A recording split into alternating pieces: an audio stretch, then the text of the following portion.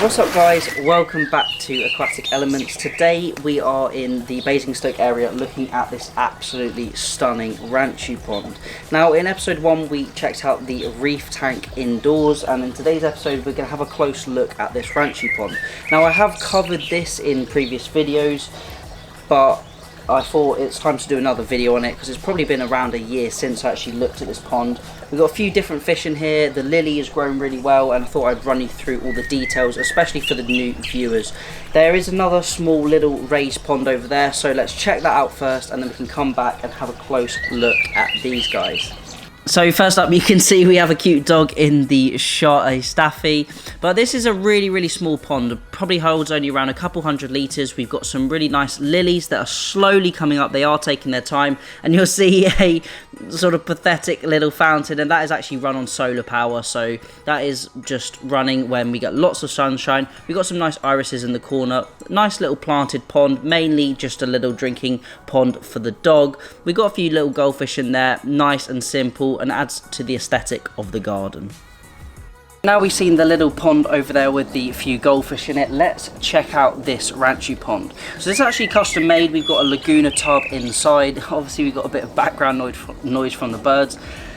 This is the Laguna tub. I think it holds around 1200 litres. I believe the dimensions are about 1.1 by 1.4 by 60 centimetres deep. We've got this sort of cladding on the side and then this nice wood finish, which really ties in well with the rest of the garden. Now in here we have 10 Japanese top view Ranchu, varying sizes and ages. I believe the youngest fish is around 1.5 years and the oldest is around that 5-year period. So the owner of these fish has actually had some of these guys for around 5 years, and they're sort of at their max size now, around that 5 to 6 inch mark. Now in the middle of the pond we have a large pond lily. We're getting a few flowers starting to pop up on that now. Now the weather's starting to warm up and the water temperatures are warming up now. I believe the pond is sitting around the 14 to 15 degree mark. Now that is the only thing we've got in this setup. It's nice and easy to keep clean. As you know, with my previous goldfish aquariums, I've kept them really clean just to eliminate lots of dirt and waste building up. Now we do have a big filtration system, far over capacity filtration system. We'll talk about that in a little bit, but let's have a close look at the fish. Now this pond does sometimes suffer with blanket weed, which is quite common, and I believe the owner has been using the cloverleaf blanket answer to get rid of that and sort of tackle the algae problems. And overall I think it's done a really good job. The clarity is really nice, and obviously we've got the good filtration system working to keep the water crystal clear. Now all of these fish are doing really well. They're getting fed a couple of times a day. I believe they're on the Heron's Fancy Goldfish sinking food, which is a really affordable food, really good quality fancy goldfish food as well. And I think they've been on this for the past few years, doing really well on this. And as you'll see in the pictures and videos that I put on the screen, they've got really nice vibrant colour and they've got a nice activity level for this water temperature.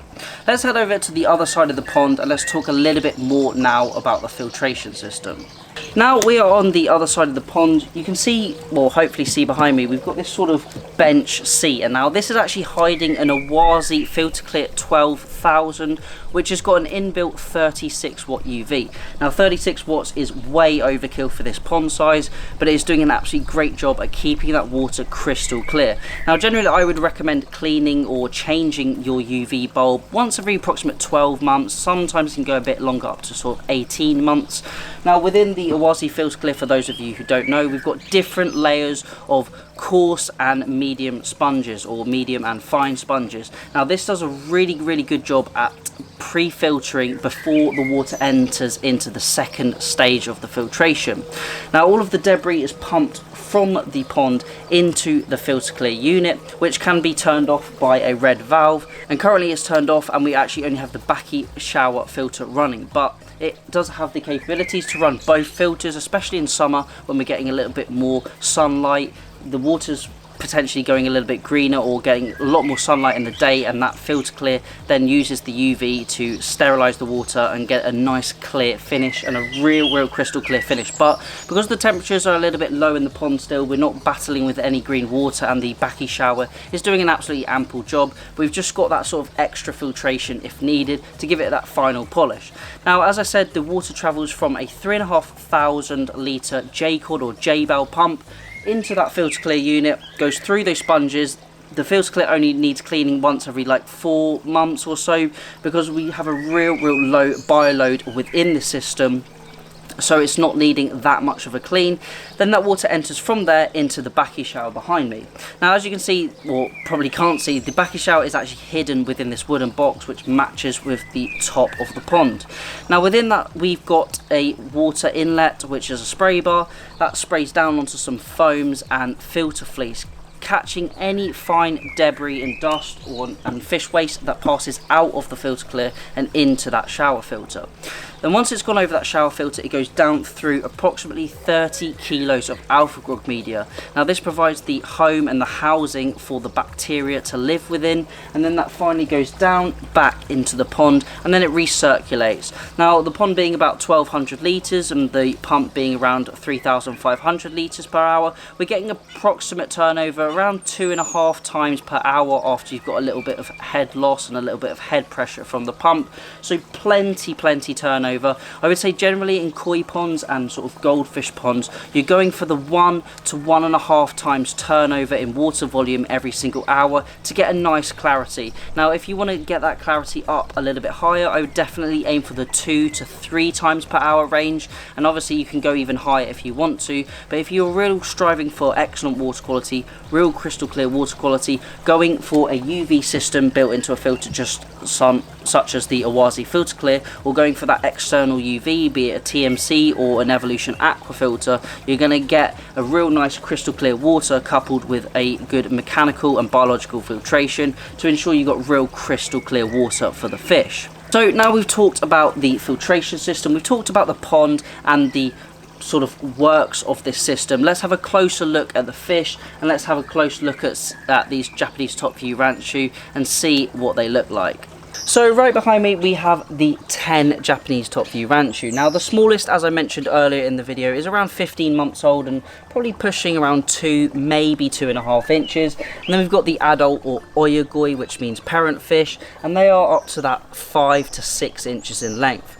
Now, this hobbyist has actually bred these fish himself, and one of the fish within the system is a homebred fish and his actual own bred fish, which is really cool, and that is actually the smallest one, around 2 to 2.5 inches. Now, the majority of the fish have a white and gold or white and orange pattern to them. They can also be known as red or red Ranchu. So we've got that nice pattern to them. We've got the reds and the whites. There is no other different types of Ranchu. We haven't got any calico Ranchu. These are all Japanese, and these are all from a Japanese bloodline. So you'll see in the videos I put over the screen, we can see the different patterns, the different body shapes. Some are definitely of a higher quality than others, and we've got a sort of a real array in shapes, wen sizes, tails, peduncles, and different qualities to the fish. Now, you will notice on a couple of fish there is some sort of black markings to them, and I've actually noticed this is quite a common thing with goldfish in ponds, especially fancy goldfish in ponds. Now, I don't know if you guys at home have any ideas on why this is, but I've definitely noticed with a lot of hobbyists keeping fancy goldfish outside, it's quite common for one or a few of the fish to get some black markings. And I'm wondering if this is potentially down to a sunlight factor or maybe a water quality factor. Now, I don't think this has anything to do with parasites, and I definitely don't think it's anything to do with the colour development these fish get, because it seems to come and go throughout the season, and I've definitely noticed it in a few hobbyist ponds, and I've also had a few people reach out to me and say some of their fish are getting these black marks on them and it might be a parasite issue. But I'm interested to see if you guys have any thoughts or opinions on that and what you think it potentially could be. But overall, this pond is a really nice setup. We've got a really easy maintenance. All you need to do is clean the Awazi filter once every sort of 4 months or so, and clean that backy shower out every couple of couple of weeks just to remove that filter fleece or clean out one of the sponges. So if you set up your filters and your pond in the correct way, it can be a really nice low maintenance budget-friendly system to keep your prized fish in. Now I know this is a DIY job, so it was obviously much cheaper than producing it, you're getting a company to produce it for you, sorry, but it's really nice and it ties into the garden really well. We've got a single pump which is, I believe, 16 watts of power, super low power consumption. I think that's going to cost around £2 to £2.50 a month to run. Obviously we got the UV, which is only used in the summer months, which is around 36 watts, so you're probably looking maybe about five quid to run every single month, maybe a bit less.